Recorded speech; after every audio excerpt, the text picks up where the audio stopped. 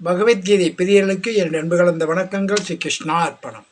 ஸ்ரீமத் பகவத்கீதையின் 9வது அத்தியாயம் ராஜவித்ய ராஜகுக்கிய யோகம்.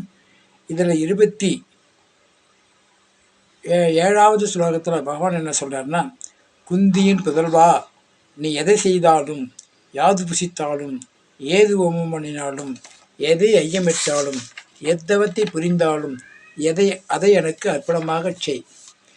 அதாவது இதுதான் சரணாகதிக்கு இந்த ஸ்லோகம் தான் சொல்கிறாரு. இந்த ஸ்லோகத்தினுடைய அர்த்தம் என்னென்னா சரணாகதி. சரணாகதினா என்னன்னு நமக்கு தெரியாது இருக்குல்ல. இந்த ஸ்லோகத்தை என்ன சொல்லிக்குதோ அதை பின்பற்றினா சரணாகதின்னு அர்த்தம்.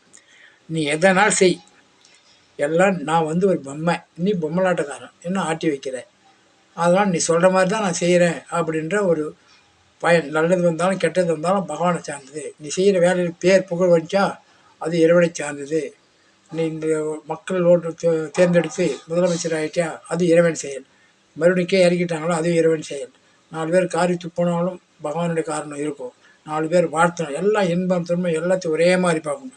அதான் என்னை எதை செய்தாலும் அதன் பலனை பற்றி கவலைப்படக்கூடாது.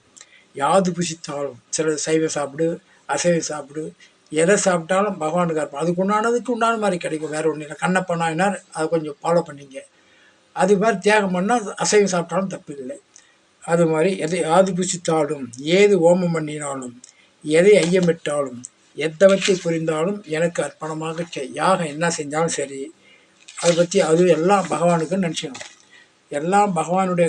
யாருன்னா தவம் பண்ணால் கூட சரி, இது நம்ம தவம் பண்ணாலும் சரி, மற்றவங்களுக்கு ஏதாவது தானம் பண்ணாலும் அதனுடைய புண்ணியம் பகவானுக்கு தான் போகணும், எனக்கு வேணான்னு சொல்லிடணும். அப்படி தான் முழு சரணாகதி அர்த்தம். அப்படி சரணாகதி அடையும் போது நமக்கு பாவமும் இல்லை, புண்ணியமும் இல்லை, எல்லாம் 0 அப்போ 0 ஆன உடனே நம்மளுக்கு முக்தி.